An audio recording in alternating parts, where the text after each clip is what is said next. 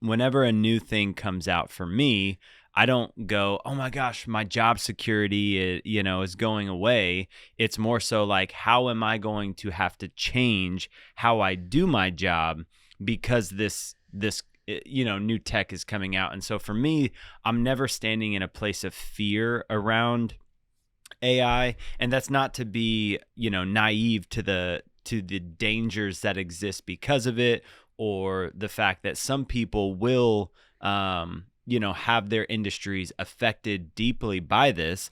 But for me, I'm just standing in a place of how can I adapt and evolve with the technology so that I can stay in business.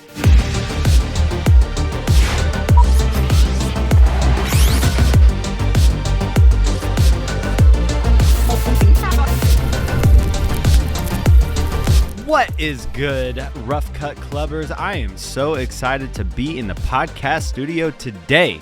I am coming off of a super long, I think almost 3 weeks, being on set almost every single day, and I have been, I have not gotten as much sleep as I needed in the last couple weeks, but I am grateful to be here today. Shane, I am so excited to see you, man. It's good to see you, bro. Bro, it's good to have you back in the studio. I'm sure your inbox is blowing up. We're glad to have you back in the office.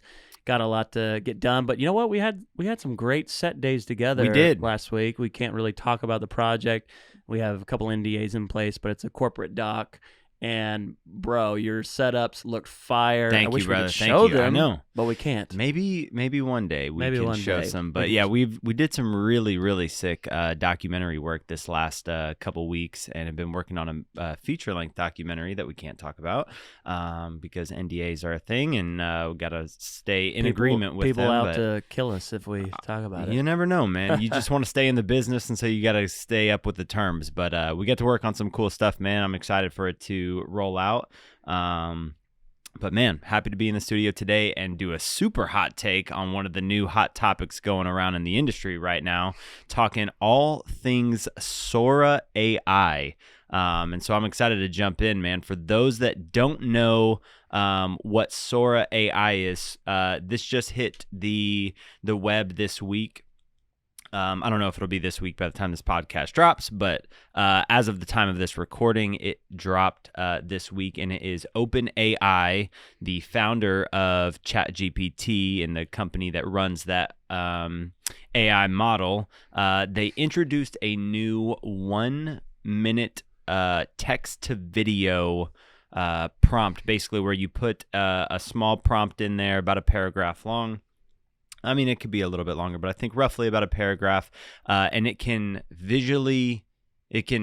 create a visual video up to 1 minute in length just off of a text prompt, and it is actually really phenomenal and really, really interesting. I think it's going to shake up the industry. I have no idea what your thoughts are on this, Shane, and so I'm excited to jump in, hear what you have to say on it, what you think about the future of AI. You know, there's a lot of buzz around it, but I'm excited to hear your thoughts on Sora, man. Yeah, I've got some varying thoughts on that. But when you get super excited about AI, and a lot of people in the industry do, and usually I'm like slower to jump on the wagon on this. But when you told me like, oh, we got to do this episode about AI and Sora, and I'm like, what is this about? And I'm like, send me a link, and all I could think about is spaghetti. Wait, why? Will Smith's spaghetti AI video that came out like a year ago, and I was just like, bro, like I've seen AI, and also I've played with another app. It's the one that's I should know the name, but it's like create photos and you turn them into video, because we were working on Midjourney, right? No, it's different. Well, shame on me for not knowing, but it's a app that you can download. And we were trying it for a documentary, actually, the documentary we were talking about, bringing like historical photos back to life. Oh, okay. And I tried, some stuff at the house with it, and I was like, dude, this is not, like, it's buggy. It's so buggy, Anyways, however, when I watched this video and I kind of did some research on Sora, dude, I've got some opinions, and I think it's huge, man. But first, I want to hear like what you're thinking. Would you when you saw the headlines drop, like what was your response? Yeah. to this new So tech? so with just AI in general, I think my whole mindset around it, like there's a lot of fear in the community, and I don't think I've ever let myself move into a place of being afraid of new technology coming out. And so whenever a new thing comes out for me, I don't go, oh my gosh, my job security, is going away. It's more so like, how am I going to have to change how I do my job because this new tech is coming out? And so for me, I'm never standing in a place of fear around AI, and that's not to be, naive to the dangers that exist because of it, or the fact that some people will have their industries affected deeply by this. But for me, I'm just standing in a place of how can I adapt and evolve with the technology so that I can stay in business. And so I think it's just being, hyper aware of the fact that what we do is going to change, but being okay with, how can I fit into this change so that I don't get left behind is really like, my mindset when I first heard the headlines. Yeah, that's good. I think I agree. I think it's adapt or die, and so, but let me just say first, I hope your comment ages well. Yeah. We look back in 2 years from now and we're like, well, it took our jobs. We don't have jobs anymore. Here's the thing. I'm not scared either. I don't think anybody should be scared. When I hear about AI stuff, it's not, there isn't fear of it.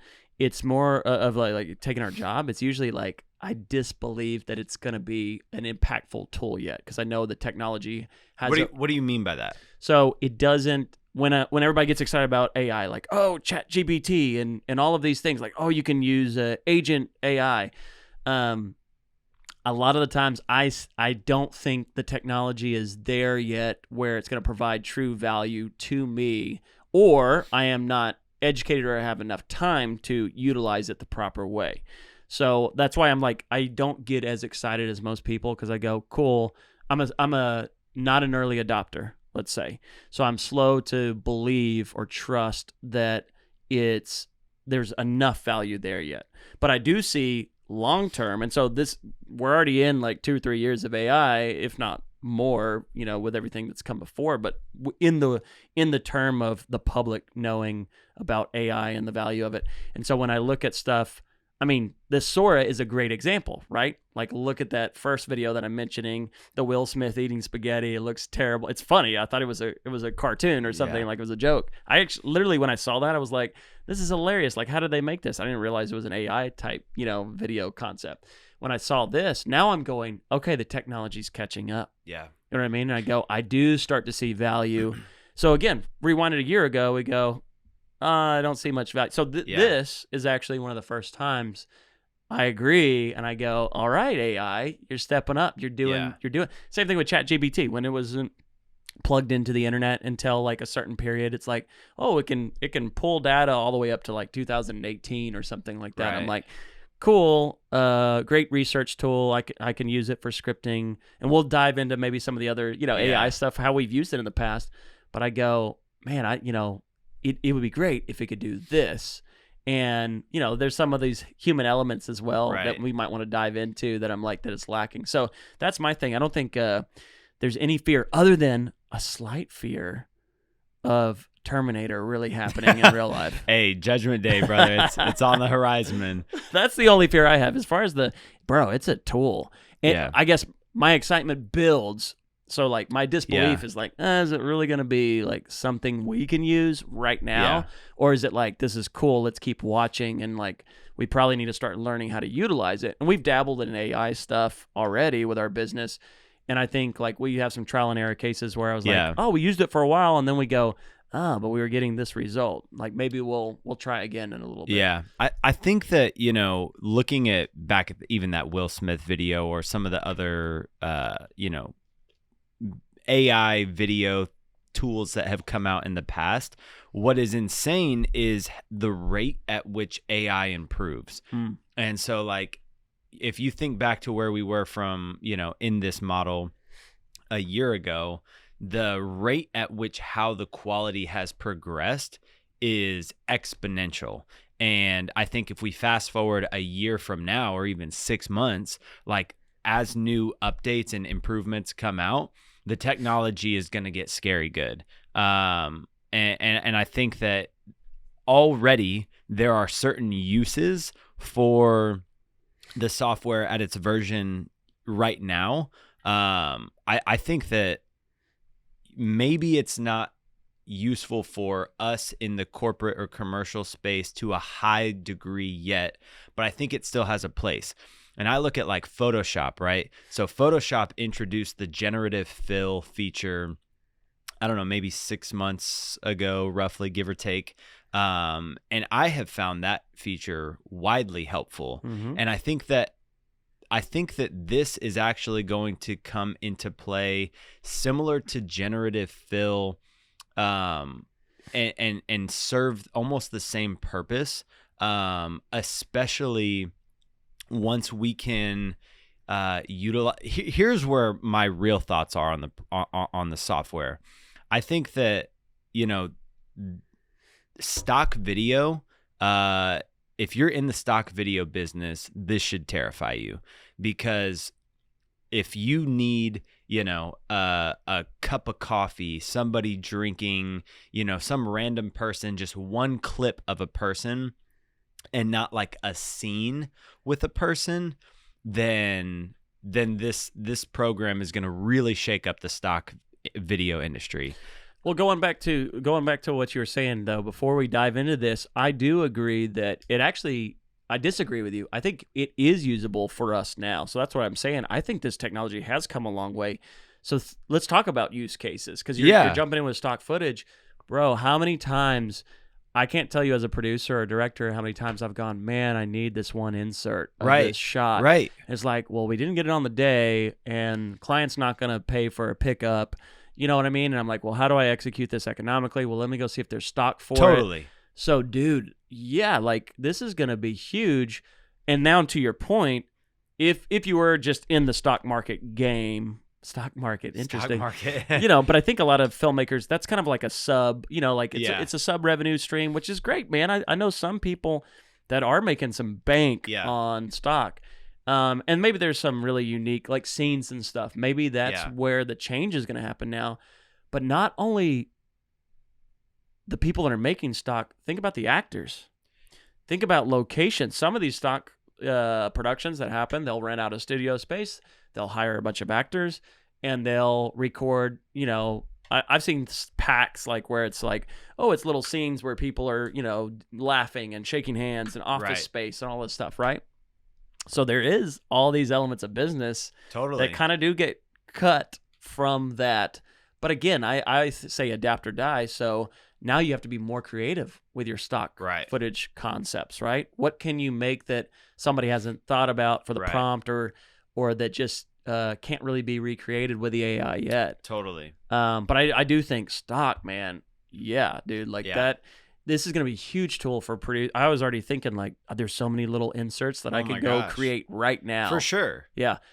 Another use case, because I am super excited about this. Don't get me wrong. When you sent me this video, I said, normally I'm like, whatever, AI, cool, we'll see how it goes. I saw this and I'm like, dude, this is the future. Like this is we should be really excited about it. I'm like, how do I get early access? Like I'm gonna go write them, email them, DM them. If you're watching this episode somehow, please give Joey or myself access. But the ability to go get a pickup shot. What about this use case study?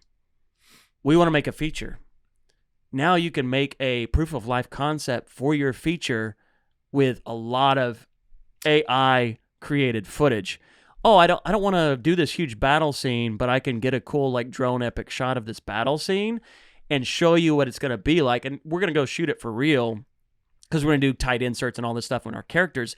But I can create a sizzler now and use all AI stuff. Dude, I'm getting chills thinking about it. I'm ready to pitch like 3 or 4 videos, even internally. Can you imagine like, hey, I got a treatment ready, but I also have a proof of life concept, 30-second sizzler, 1-minute sizzler, that's going to give you just a little taste of what this film could look like.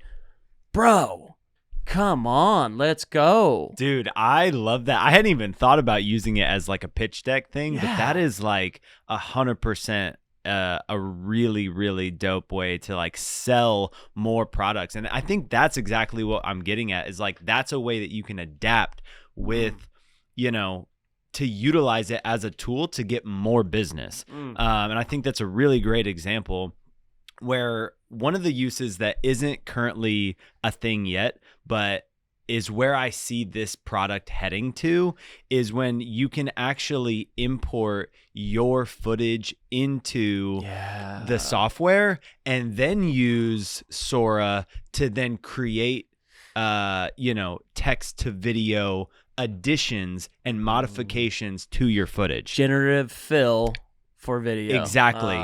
So yeah. that's where I see this program ultimately heading in the future, because imagine how useful it would be if you could, film a scene with somebody on a street in busy New York and then say, I want to get rid of every one of the other people on this street, or change this license plate, or modify the image, or like add this VFX thing. So like VFX in the future I see being totally done by AI stuff once you can add your own footage in. And that's really where I see like this being like massively helpful, is when you can add your footage into the program and then make text modifications to VFX, to changing details in the shot, to changing the lighting, to the time of day, and all the, imagine having like golden hour all the time, in broad daylight, because you can manipulate that in post. Like these are the ways that I see like this being really, really, really exciting as a tool for filmmakers to make modifications once that feature becomes available. What about, to continue on your point, what about, I think you're kind of saying this, like not only bringing in your footage, but being able to now create scenes. So like say like, look, we're going to fire off the master. We're going to get the master shot. It's the wide, it's two people talking and walking, or whatever the scene is. But now it's like, well, I want to insert of, the suitcase. I want to insert of a car driving by, all this stuff. And it's like, I can get all of the, so like you're giving it kind of a map, like, hey, these are the two people. This is where they are in the world. Now I want to reverse. Like I didn't have time to shoot the reverse, but I want the reverse. Or even modifying performance, right? So like in the future, let's say, because they already have AI models that are replicating voices, and making videos with your voice, and it's not a real video. But imagine if you could take like an actor's performance and be like, oh, they didn't deliver this line how I wanted to, like, can we redo this scene in 5 different versions so that I can pick a performance that is a little, I don't know.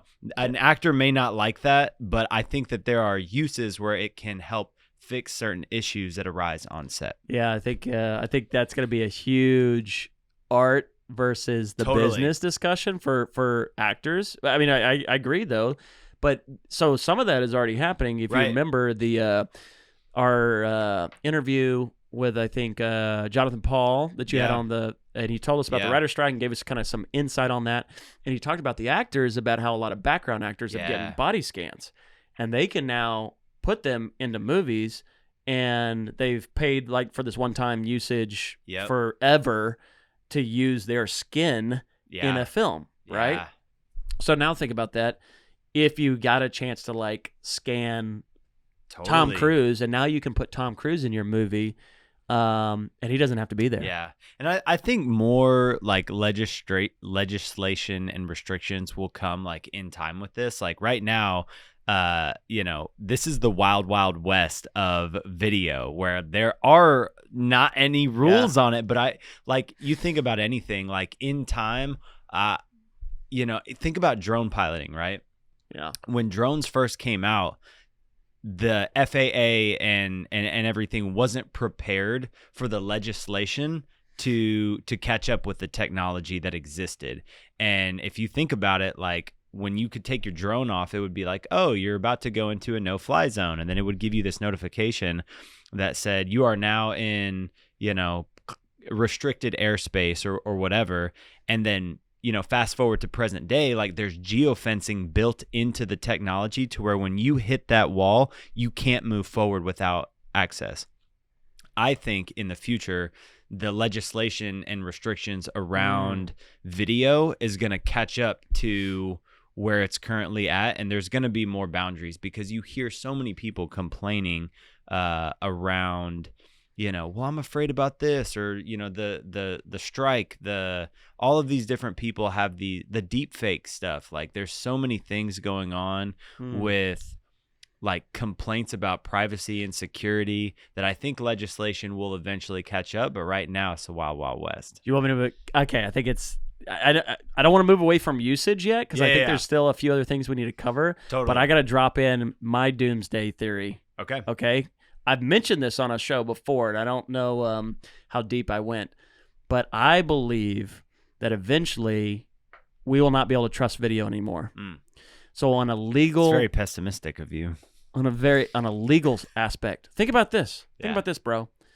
It has increased a lot in 1 year, right? So so if you haven't gone, check out some of this footage. We'll put it in the video as well. But there's a really believable drone shot, right? I mean, those things can already be sold. Like 100%. I'm like 100%. I don't need to send a drone op anymore. I can get to that pickup shot. I want the Statue of Liberty at sunset. Boom, I've got it, right? And so there, I want my actors. I want two people and one's in a red shirt, whatever. You can get those shots and it looks really believable. The closer you get, you start to see a little bit of breakdown, but not much. I mean, there's some of the images that we're showing right now, like these look really believable, and you have to look really close to find. And then you're like, oh, that does look a little off, right? Okay. Currently. So now let's go. All right, what's it going to look like in 1 year? So here's my prediction. I think eventually we're not going to be able to know what's real or not in video. I agree. And so the scary thing on that is now somebody sent your wife a video of you leaving in a hotel room with another woman, and now and regardless, doesn't matter how great your relationship is, and she's going to trust you, hopefully, ultimately, but the ability for people to do that is going to be real and send that kind of thing. Same thing on legal, like the president. Okay, we have the president in a compromising thing. Oh, there's a video of a nuclear bomb being launched from Russia right now, and what is our response? Right? There's some it goes back to the War of the Worlds.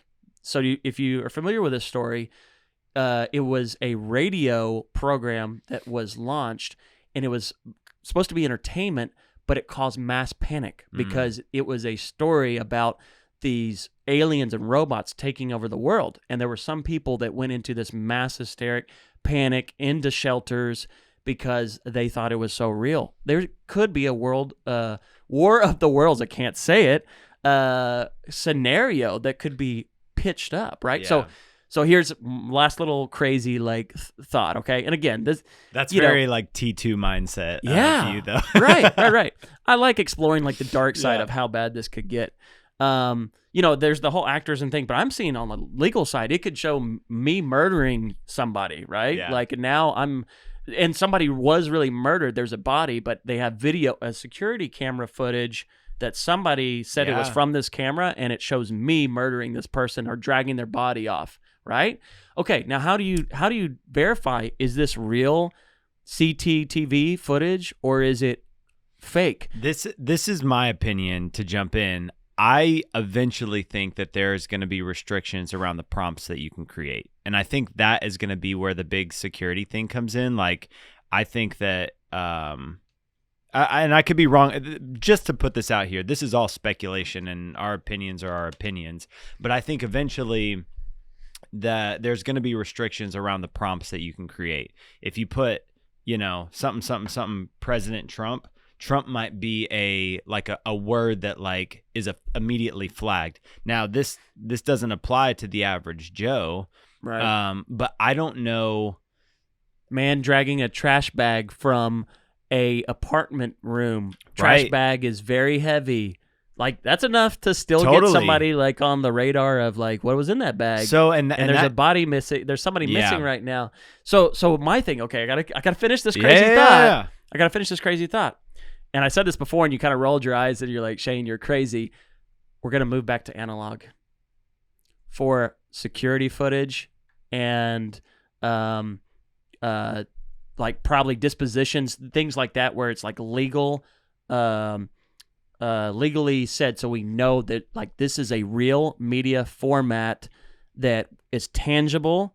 There's a film stock that goes back to it, or a tape stock or that goes back to it that could not be digitally.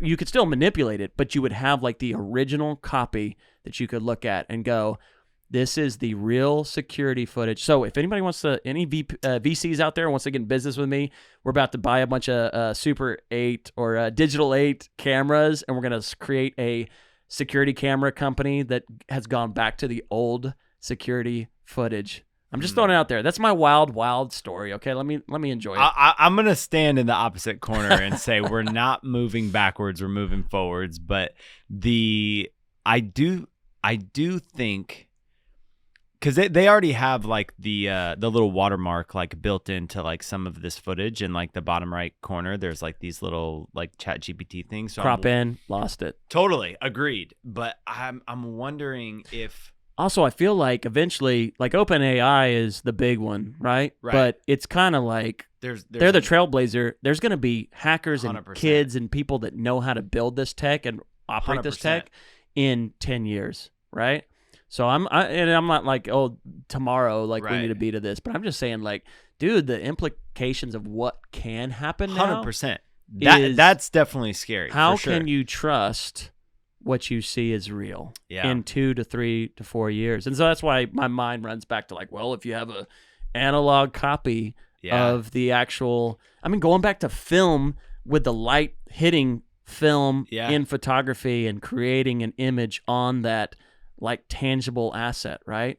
Totally different now than a digital For SD sure. card, right? And so like, I don't know. And I've actually talked to some really techie, computer savvy people, and they said that there's like code in the video that they would be able to pick up and see, and like if they could open the video file and see the metadata. I'm like, yeah, sure now, but again, in a year, don't you think we're gonna have a way to work around that too and make it feel and look believable, even down to the code of the video itself? It's all ones and zeros, man. Yeah, which is really weird to think about. Like how much data is involved in a video file, and it's ones and zeros. Like that just that blows my mind.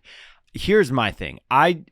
While all of these horrible bad things can happen, and I do believe that they sadly will happen to people, I believe in the very, very long term future, when we see these cases arise, there are going to be certain protections that probably get put in place too late.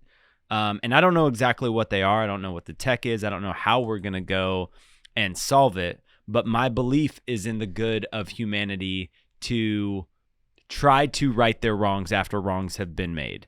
And I think that the legislation and the restrictions around the problems that arise will not go unchecked forever. I think that we're going to start to see some of the problems that happen. And again, the right legislation may not come along, during an adequate time period. But I think eventually when we start to see problem after problem after problem, eventually legislation gets made to try to right those wrongs. And again, this is me. There's some pessimists out there that you're always looking on the bright side. I'm just optimistic about I'm an optimistic pessimist. Okay. So you're a realist. I'm a realist. So, I mean, again, I'm super excited. This tool is going to change our entire business in a positive way, because I think we will adapt. Yeah. And we're going to be able to master this and use it in ways. And I think that what we do still has a place for the next, hopefully, 5-10 years, with AI being just a tool that helps, right? And so, I mean, I want to get back to the use cases, dude. Totally. It's something that I just thought about. You talked about it being replacing, like maybe you scan in somebody or you film like the one scene and then we can make more content where that person, dude, how many of our influencer content brands that want to make social content. They want to drop videos on the daily, and there's so much production and scheduling that out and then editing.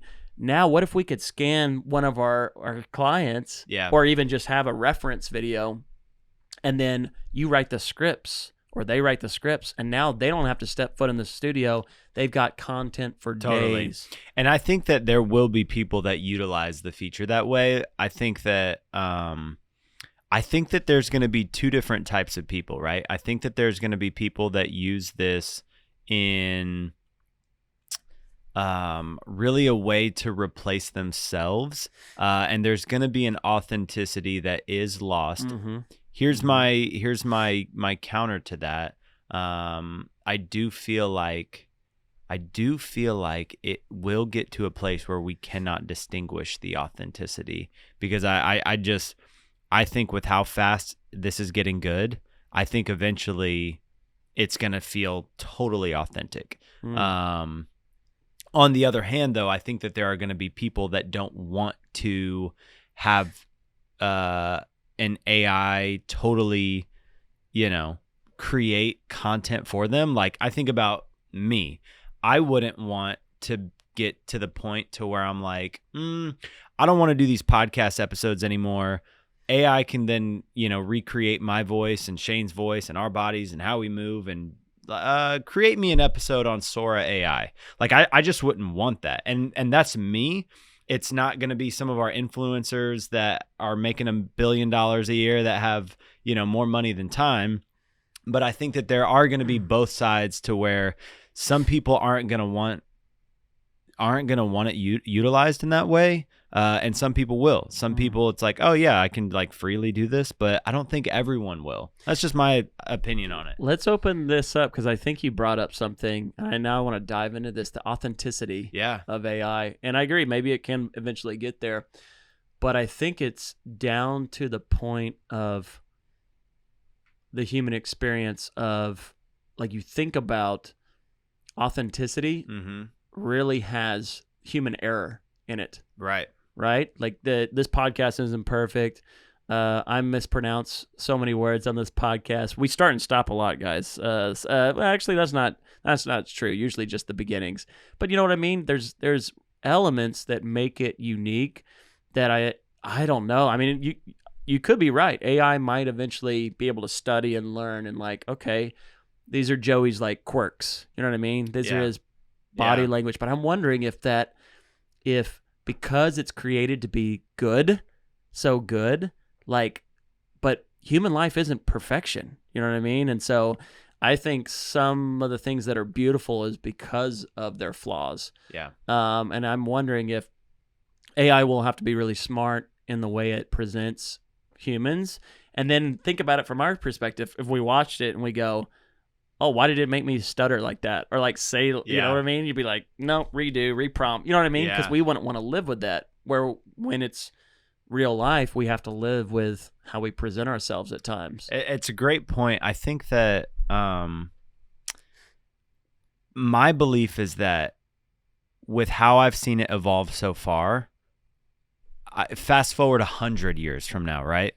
Like, I think that it's going to have really mastered it, and it's going to become outdated technology, and we're going to be on to something else. You know what I mean? 100 years from now, I think that it's going to learn. It's Matrix at that point. We're just plugged in, bro. Totally. We're just plugged in and just, hey, there is a movie. I forget the movie, but they literally just have a dude who's, like, plugged in, and the whole thing is happening in his head, but he lives in, like, an apartment.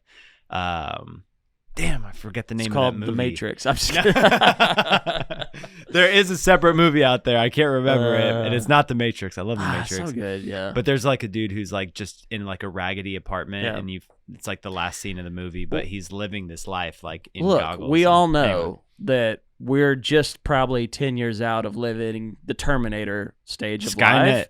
And then eventually we're going to live the Matrix stage of life. So, like, buckle up. Like, have fun while you can. Spend them if you got them. I'm just too optimistic about the future, man. I think that it's gonna all work out in the end. I'm joking. I'm with you, man. I'm excited about it. I think it's a great tool that not only we can use, but I have to say this, because still for people to start opening their minds to how this can be utilized. Like Yeah. I as a media production company, with clients, that's why I'm thinking like, it could help my clients create more content. We could create content at a more economical price point for them. But here's another thing. I think it provides actually more jobs for people, because now it gives people that don't have your skill set, your camera gear, access to all of this stuff, the ability to create content. Right. So I think we're going to see a rise. We've already seen this, like content creators, no shame in the game out there, but people with their cell phones, and like I'm really good at posting on social, and I'm making videos with my iPhone. Dude, there's a place for those people. People, they're getting hired like crazy now, and the jobs, and I'm seeing like content creators will be able to use this, and I even see like AI prompters, right? Like It's going to come out to be like, how good of a prompter and how much do you refine and tweak your content? Like, I think there's a whole new skill set that we should be looking at. Yeah. The other thing too is like, while some jobs may go away or get minimized, the creation of this stuff also creates new jobs. And so like, I look at, like the internet killed a lot of different things, but it also generated a ton of business. Email, like when email came out, like it really hurt the postal industry, but the post offices still exist. There's still a place for it. For now. For now. For now. But like, we got to send people, things, and not everything can happen over email. But like, the blockbusters out there that refuse to adapt to the Netflix model. Blockbuster had a chance to buy Netflix for $1 million. And they were like, no way, we're not getting on board with this. We don't like it. And now you see how that played out. So like, the people that aren't willing to, like, AI is coming and there's nothing we can do to stop it. Like, this isn't going anywhere. It's only going to keep evolving. And so we have to figure out how we work into it. But I do believe that while certain things get minimized, it creates new opportunities for us for those who are willing to adapt, to be able to get on board with and create jobs from. Yeah, I agree. I mean, even going back to your VFX thing. So this probably would be pretty scary if you're a VFX house, I would think. But at the same time, maybe not, because now you just have another tool that you can create quicker, faster, better content via this Sora AI, right? And so like, you're still the go-to house, the resource for this. I think where it might get a little hairy is kind of like what we saw for the strikes that happened, right? The writer's strike, that was AI, with them wanting the studios to just use AI scripted scripts and have writers like finish them to give them the human element. And then again with the actors, with their skins being, scanned in and all this stuff. So I think, to your point earlier, you were saying, I think the good of humanity will win out, I think, and legislation will catch up. But there are going to be those parties that are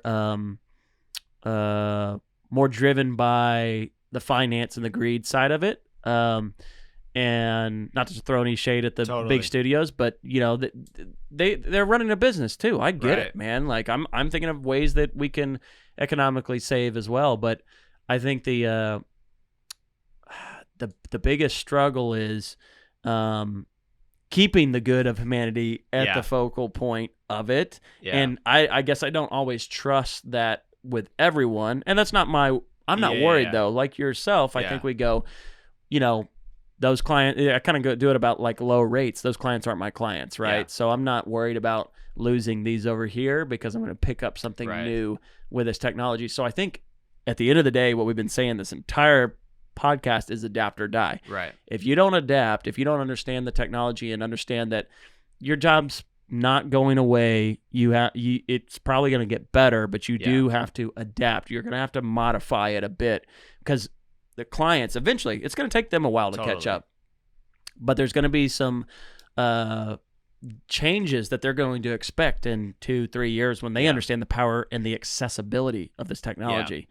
Because one of the things I was thinking was like, okay, somebody in-house now can create instead of sourcing a production company right now or a content creator like an influencer or a brand, some of our clients, eventually could they just bring in one person in-house? Yeah. In theory. Yeah. And create their content, and and they're an AI prompter, and they're able to create the content, post it.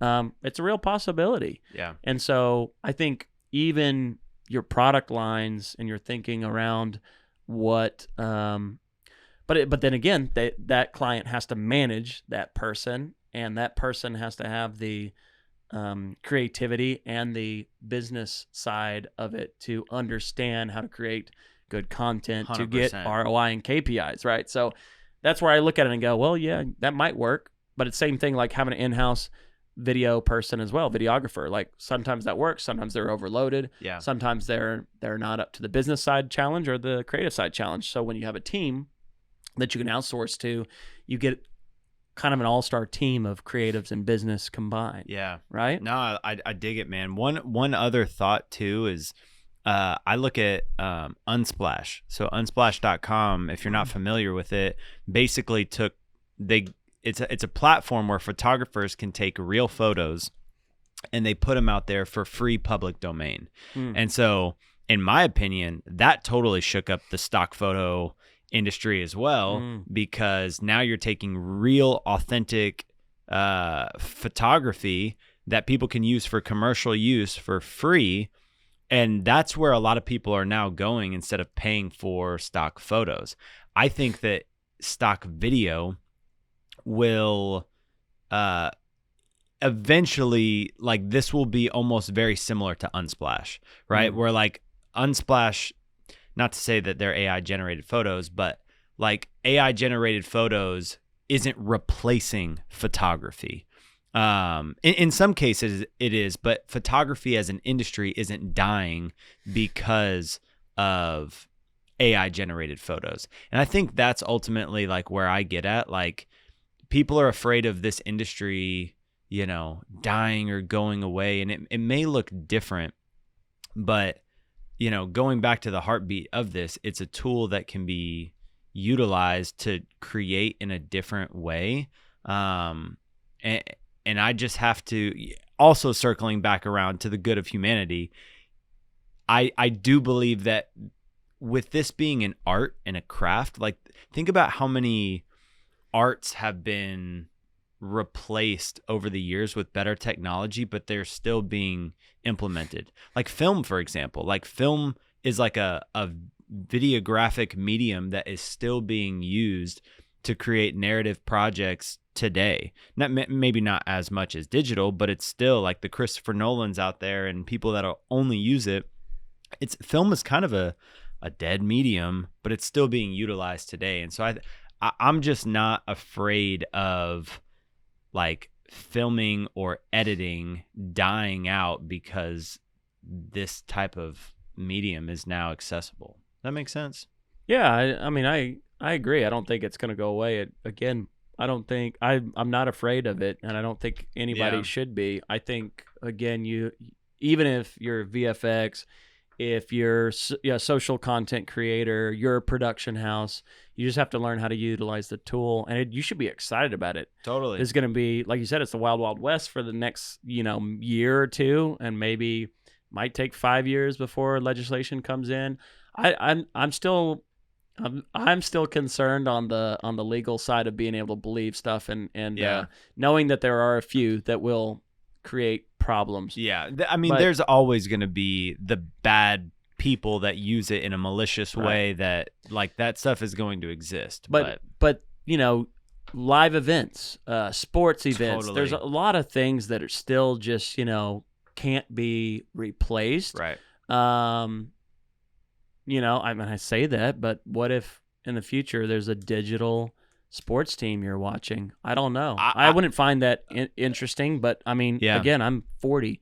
What do I know? I mean, maybe a 15-year-old would totally get behind a AI created sports team. Yeah. And so I don't know. I actually think that's a really great idea, especially if you could make the game super competitive and like ridiculous, like over the top like plays. I think there would be a lot of people that are like, oh yeah, I know this isn't real, but it's entertaining to like see which team like plays out in a win, and like you could totally control the variables to make it an exciting, surprising turn of events. I don't think that's totally out of the realm of possibilities. And again, I think that just creates a possibility in and of itself to like, you could create an entire new sports line of business by doing AI generated sports team. In fact, we might have to just do that, bro. I think that's actually kind of a stroke of brilliance. So once again, if any VC capitalists are out there, we are looking to create a entire new sports world full of AI. Dude, honestly, I really like that idea. I'm actually getting kind of hyped up on it. But like, see, that's what I'm talking about, bro. Yeah. Like new ideas coming to the forefront, like because of this technology. But here's the other thing where I feel like this needs to catch up. You need to be able to almost like save different like skins or characters or profiles or scenes, if you will, to really be able to maximize this, because right now it's only at a minute, but eventually that minute's going to go away and you can do unlimited. But when you can really get in and save like, this football arena, this person, this character with their personalities, and like you can really build it into a world of new possibilities, you're going to have new businesses being generated like crazy. You just hit on something. How crazy is this? Yeah. We're just having fun on this podcast just riffing at this point. Think about this. You create an actor. Yeah. Like that is the next Tom Cruise, Brad Pitt, Angelina Jolie, whoever you want. And you've created their personality via prompts. You've created their skin.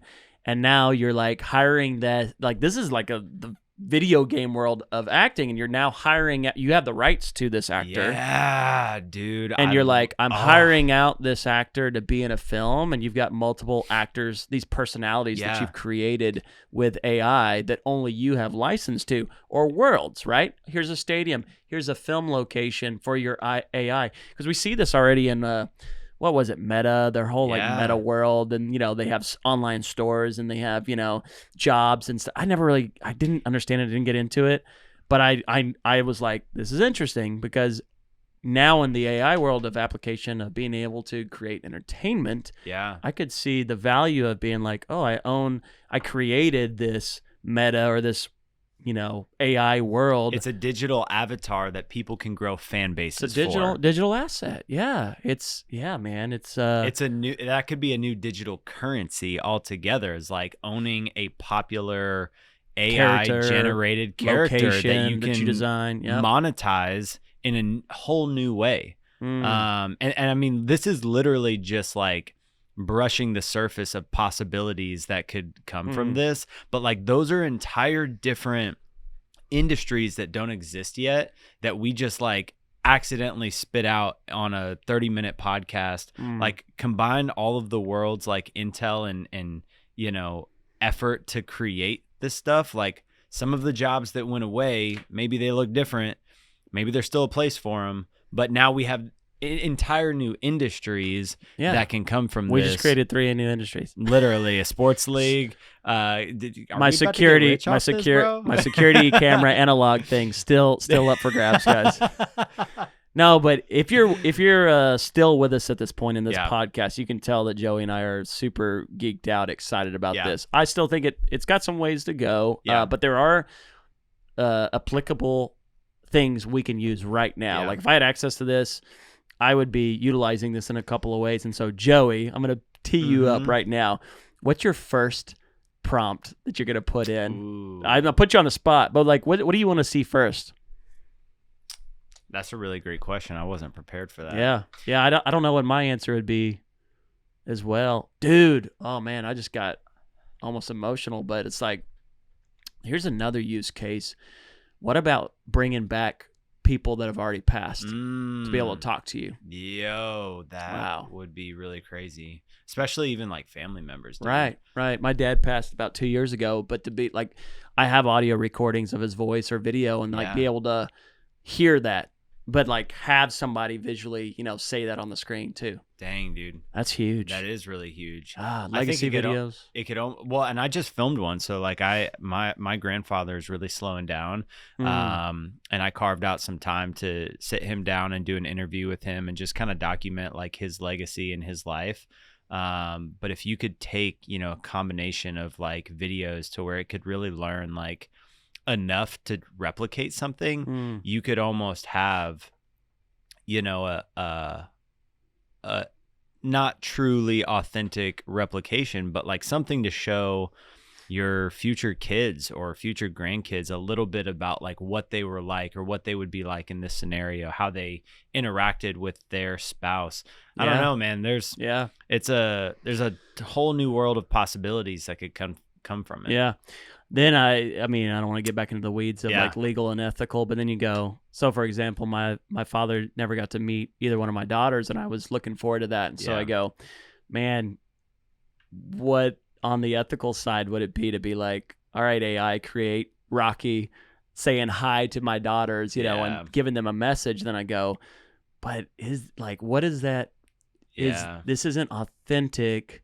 Other than like, I know his personality and maybe some things he would say, and a computer generated this to like create an experience for my kids. And so like, I feel like that's a whole moral, ethical dilemma I would have to really think about and go,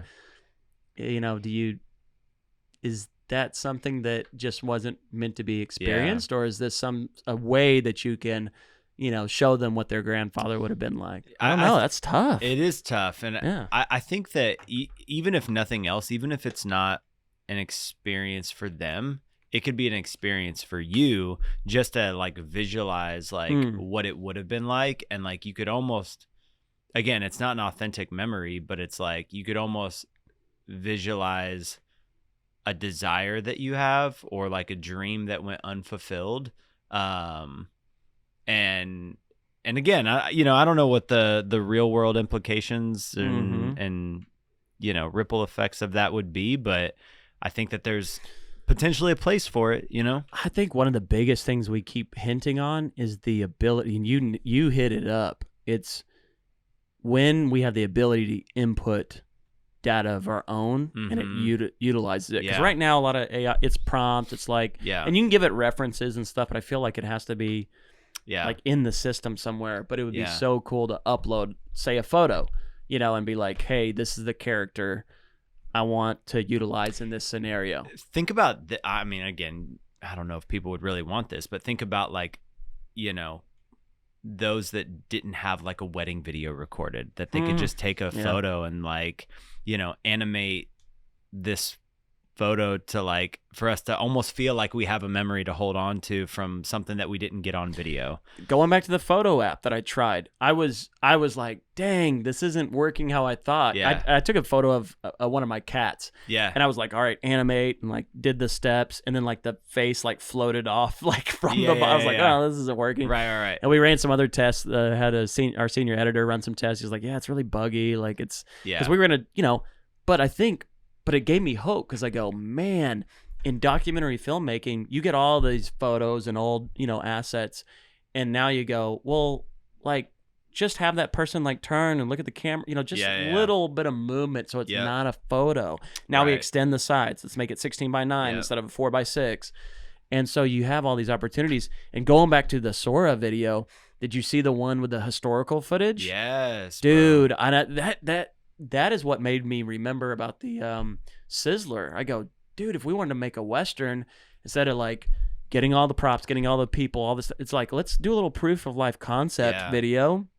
And then if we get people excited about it and you get the budget for it, now you can go out and execute. But instead of spending that money up front, whether investor or your own, to make, you're spending 30, 40, 50,000 on a short film or a Sizzler, a couple of days of production, and all of those, now you have that asset to generate the excitement towards that narrative. I truly think that's going back to like, what would you do first? I think I would try to put together a couple of Sizzlers, man. I think I would do that. And I think that's good, man. Yeah.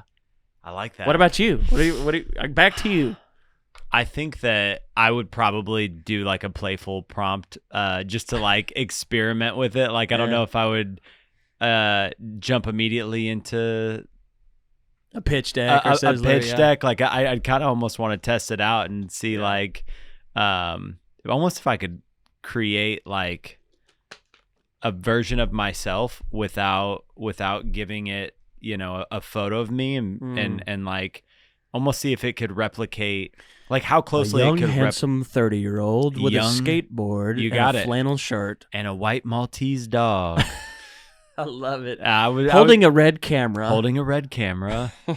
Wow. Somebody write this prompt Yeah. down. This is the first one we're inputting into. I'm going to see how closely it could replicate my life without it seeing a photo of me. Okay, as soon as we get access to and this. a mustache. It's got to have a mustache. Oh, I love it. As soon as we get access to this, Joey is going to put in this prompt. I'm going for We'll it. share it. It might be like 2 months from now, 6 months from now, but we're going to share and tag this video because I feel like, I don't know, man. Yeah. I want to see what Joey AI looks like. I feel like it'll be pretty close. Before we wrap this up, I do want to make a disclaimer that while I would say yourself are very optimistic about the future, I don't want to be naive to the fact that there are real world dangers around this. There are, you know, real life horrible potentialities, if you will, for what this could do to some people's lives, the future. You know, I don't want to pretend that I'm naive to these things, but I do like to err on the side of optimism.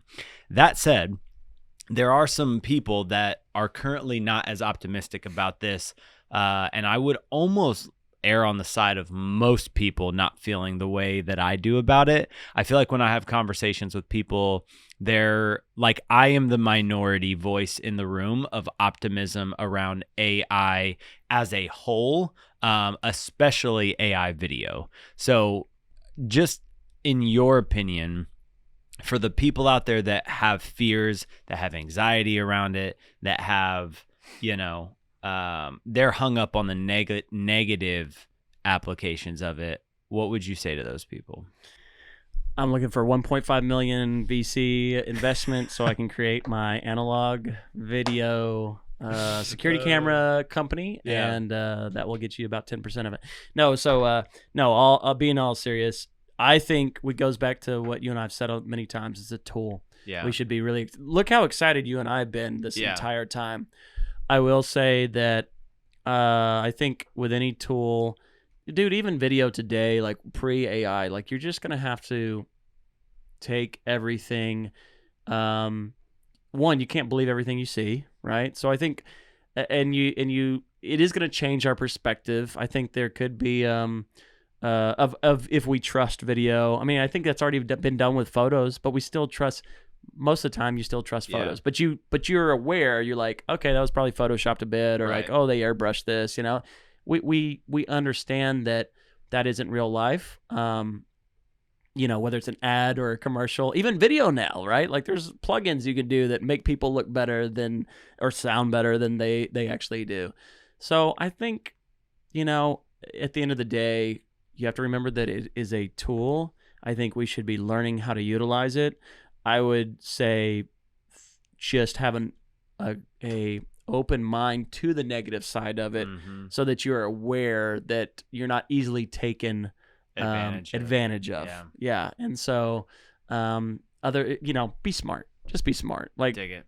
Watch what you are consuming on social, watch what you're consuming on the news. You know, like, you have to take everything in through your lens and analyze the facts of it, and then back it up and get more supportive data for it. And that would be my thing. You know, but what would you say to somebody that is fearful of this in a negative way, or even they're taking their job away? Yeah. You know, like you said, you know, adapting and evolving with it is part of it. I think that we have to take this thing one step at a time, and you know, not everyone is that listens to this is a believer or has faith. But one of the things that is important to me is that the Bible says not to live with a spirit of fear. Like, he didn't give us a spirit of fear, and that, you know, you're to cast your anxieties on him. And so, again, this isn't everyone's belief, but for me personally, that's part of my mindset where I personally don't like to live with a spirit of fear around anything, even if I'm supposed to be afraid of it. And people may think there's naivety involved in that, but I always believe that there's going to be a way, man. And I'm just optimistic about, even if there's not a way yet, humans will find a way.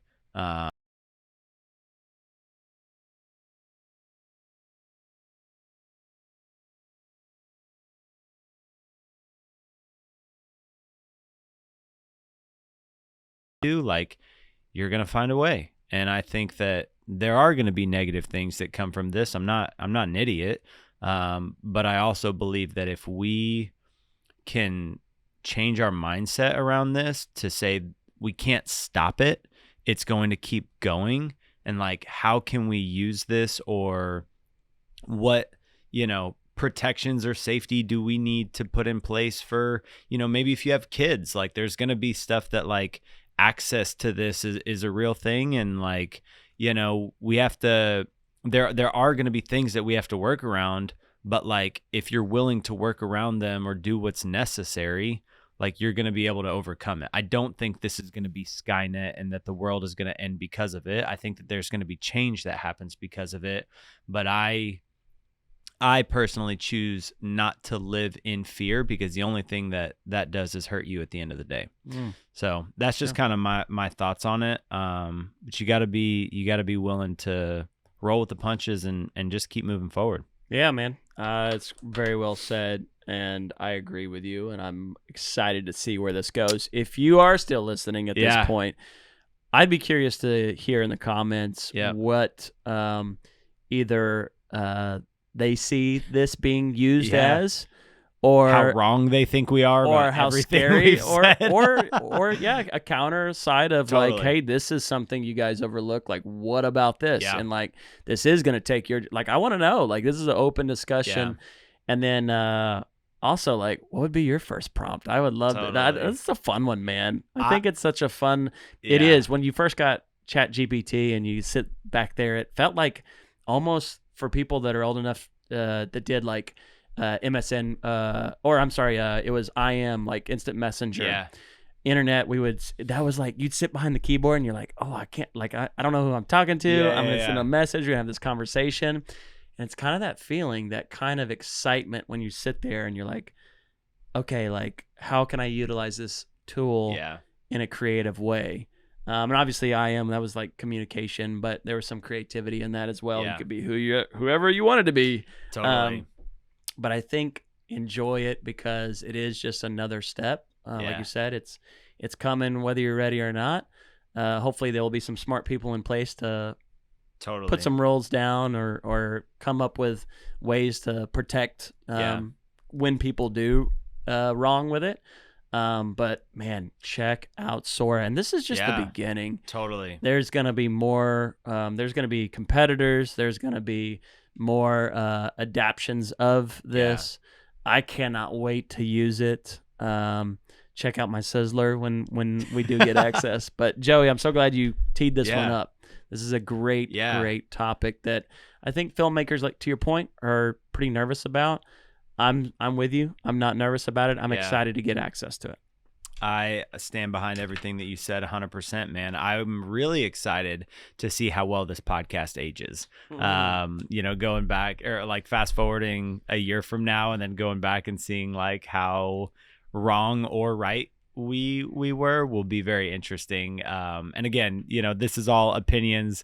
No crystal ball here, but these are just our thoughts. And if you're still listening, like, now you know. If you don't know, now you know. A year from now, everybody's plugged into the Matrix. Doesn't matter. It's facts. All right. Dude, this is a fun episode, man. Hopefully we can put Sora to use and create some content and make some money from it. And make that sports AI league. Awesome, man. All right. Well, this has been a great episode of the Rough Cut Club. If you're still listening, thank you for sticking around this long, and we'll see you next time. Cha-ching.